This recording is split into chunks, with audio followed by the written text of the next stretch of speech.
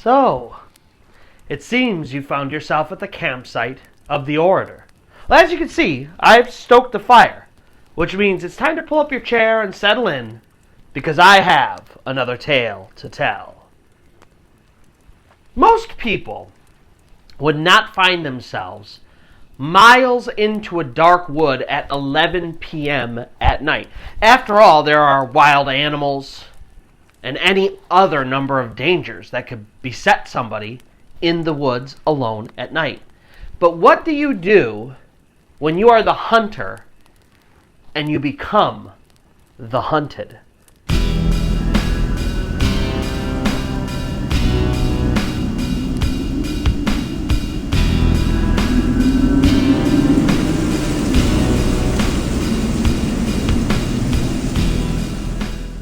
But before we begin today's story, if you find yourself enjoying this kind of content, first-hand, true accounts of the supernatural, paranormal, things that go bump in the night, then allow the spirits to guide your planchette to both the like and subscribe button as well as the notification bell. That way you get notified every time I upload new content, which is twice a week, every Monday and Friday, both at 8 p.m. Eastern Time.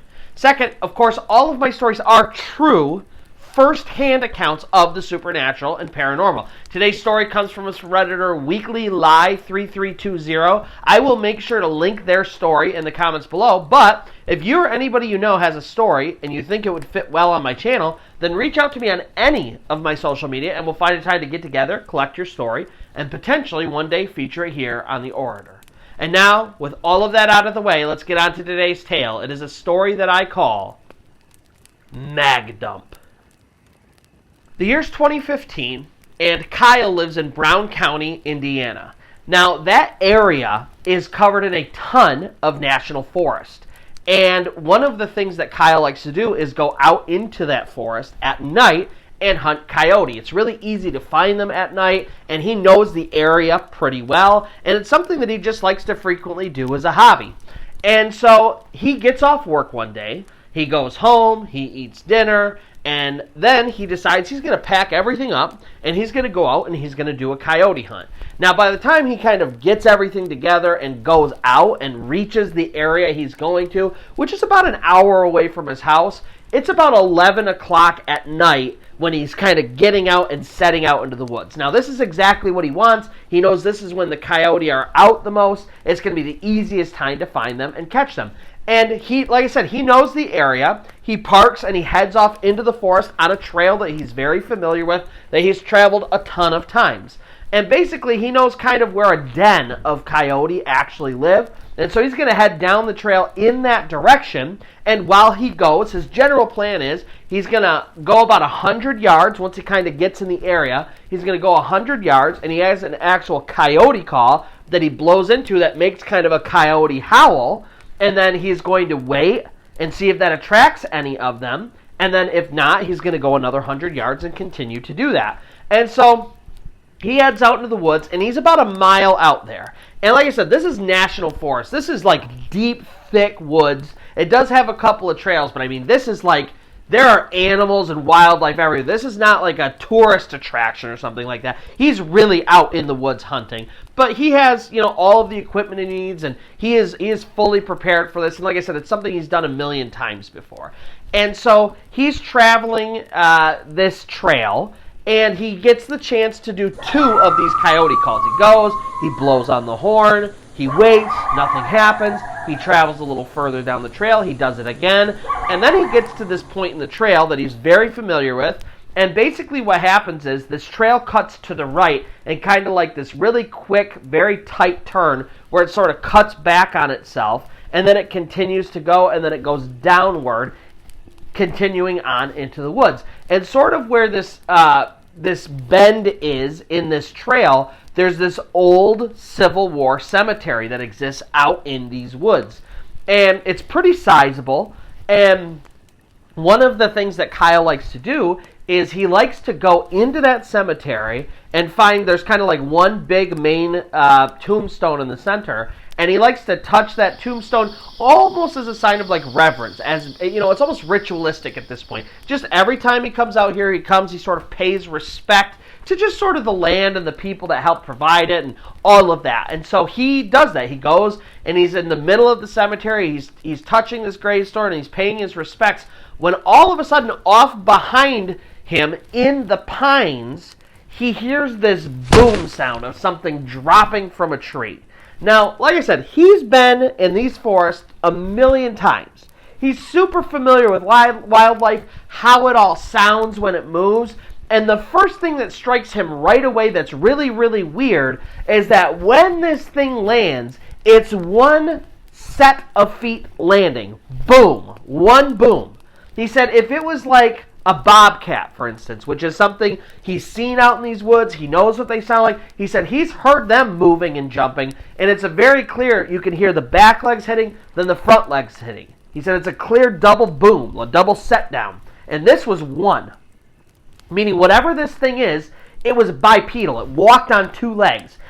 And that was the very first thing that was just a little bit off to Kyle. Like I said, he's so familiar with the area that this one thing stood out to him very starkly. And so he turns and he starts scanning the woods because he knows that this is a creature, an animal of some kind. I mean, he's just too familiar with the sounds of the forest to not know what this is. And so he's sitting there and he's looking out at the horizon of these pine trees, and the second thing he notices is it's totally silent. You know, when he was walking through the woods, there was just the sound of things in the woods. You could hear crickets and other, insects moving around and making noises. You could hear the occasional creatures running throughout the woods. I mean, the woods are alive with life, and all of a sudden it's gone from being alive with life to totally deadly silent. And so Kyle, he's sitting there and he's scanning the trees, and he's got his light and he's flashing around, and he's got enough light to figure out what this thing is, and it hasn't moved again, and it's totally silent. So if it moves again, he will definitely know, and he can't see anything. And he sits there for what he said it felt like hours, that it was probably only a few minutes, but I mean, he was just sitting there. He didn't want to move. He wanted to discover what this was, and he's looking back and forth when all of a sudden he sees it. In the pine trees is this creature. He said whatever it wasn't an animal, and it wasn't a human. At least nothing he's ever seen before. It was at least, he said, 8 feet tall. And it was so skinny and emaciated, it almost looked sickly how skinny it was, but he just didn't get a good enough look at it to really get a ton of identifying features, because as soon as he spotted it and saw it, it took off through the pine trees to the right, and it went down this deep slope that happens at sort of like where the trailhead meets these pines. And this slope, it goes down like 300 or 400 feet. It's this really deep sort of ravine in the woods. And this thing, he said it was at the pine trees 1 minute, and the next, it was all the way down at the bottom of this ravine. He said it traveled faster than anything he's ever seen or could conceive. It was so fast, and all of a sudden it's just gone. Now, the problem before, and why he didn't just leave the area, was because how this trail is set up, this creature was sort of between him and where he needed to go to get to his truck. And now, all of a sudden, this creature's run down the hill, and it sort of opened the way back up. And so now Kyle can run back to his truck. And so that's what he does.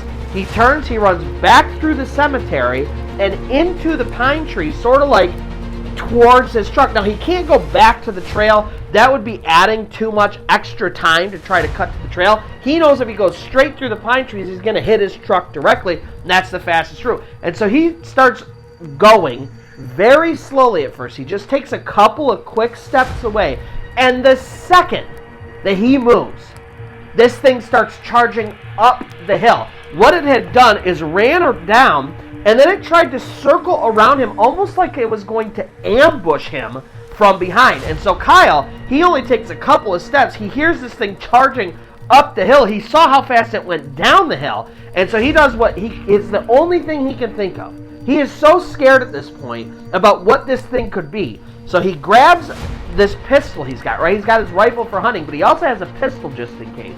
He grabs his waistband, he pulls out his pistol, and he's going to do what's called a mag dump, or a dump and run, where he shoots every bullet in his gun, and then he runs. He just shoots in the general direction to scare the thing, and then he's going to run for his life. Because right now, at this point, that's what he fears for. He's scared that literally he's going to die. And so that's what he does. He pulls it out. He's got 3 different magazines that he can burn through. And so he does that. He pulls out the gun. He shoots in the general direction of this thing. And then he starts running towards his truck. And as he's running towards his truck, he's kind of expecting this thing to follow him, right? But he doesn't hear anything. It's actually pretty quiet as he's running. And part of him's thinking, thank God that worked. Whatever I did, I shot at him. It scared this thing off. And now it's gone and I can make it. So he runs about a half a mile back towards his truck. So he's about halfway at this point. He is now getting pretty tired because he just ran for his life. And so he pauses because he doesn't hear the creature anymore. So he stops and he's thinking, all right, I'm going to take a second to reload. And he pops out his old magazine. He puts it away. He puts the new one in. And then all of a sudden, he hears this creature tearing through the woods. I mean, he saw how fast it was, but now he hears how fast it was. He hears it all the way back kind of where he started, and it's flying through the woods. And whatever this thing is, it's getting closer and closer and closer. And so he does exactly what he did the first time. He points the gun in that general direction, and he just lets loose every single bullet in that magazine. He fires it in that direction, and then he turns and he starts running. And this time, he hears it. This thing is right on his trail, and it is charging towards him. And he's running and running, and this thing is gaining on him. Now remember, this thing waited. It was all the way back by the cemetery, and he ran a half mile without it following him. And so this thing is a ways back, and he's running, and he only has a half mile to go to his truck. And he's going as fast as he can through the woods, tearing through it. And he can hear this thing gaining on him. Closer, closer, closer. And so Kyle, he's within 70 feet of his truck. He can see his truck. It's right there, but this thing is right on his behind. It's right behind him. It's going to catch him. And so he jumps over the stump, and he turns his gun around. He's got one more magazine, and he just, boom, shoots every single bullet in the direction of this creature. And then he doesn't even have time to pause to see if he hit it or if he scared it or anything. This thing is too close. He turns, and as soon as he's done, he runs all the way back to his truck. He manages to get inside, and as soon as he does, he starts that thing up, and he tears out, and he says he's too scared to even look behind him to see if something was following him. He knew it was right on him. It was right behind him. It was that close. I mean, he said, he literally felt like he was moments away from dying. And so, of course, he makes his way all the way back to his home. He settles in. He thinks about the impossibility of the entire situation. And he says, it's been years since then, almost a decade now. And since then, he has never gone out in those woods alone again at night. And so that's going to do it for today's story. If you found yourself enjoying this tale or any of the other ones on my channel, first-hand true accounts of the supernatural, paranormal, things that go bump in the night, then allow the spirits to guide your play and chat to both the like and subscribe button as well as the notification bell. That way you get notified every time I upload new content, which is twice a week, every Monday and Friday at 8 p.m. Eastern Time. Second, of course, because all of my stories are first-hand true accounts of the supernatural and paranormal, if you or anybody you know has a story and you think it would fit well on my channel, then just reach out to me on any of my social media and we'll find a time to get together, collect your story, and potentially feature it one day here on the Orator. And so, until next time, where you will see that my fire is stoked, you'll pull up your chair and settle in, and I will have another tale to tell.